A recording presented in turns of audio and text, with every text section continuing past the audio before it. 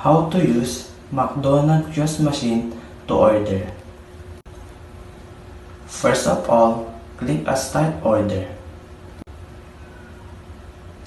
Second step, choose Dine In if you want to eat there, or click Take Out if you want to eat at home or anywhere. Third step, click on what you want to order in the menu screen.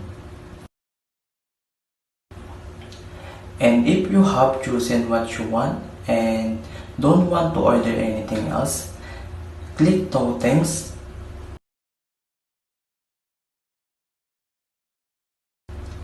Click Add to Order.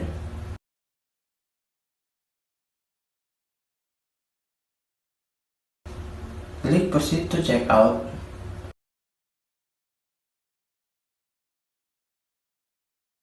Click Not Today. And click Complete Order.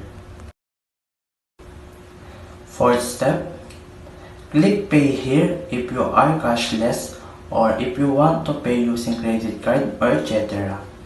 Or click Pay at the counter if you have money or if you want to pay at the counter.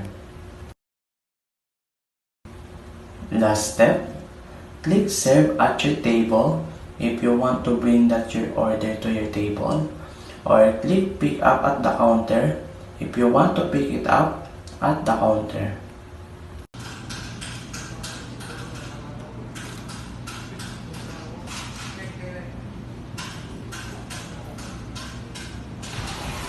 That's all. Thank you.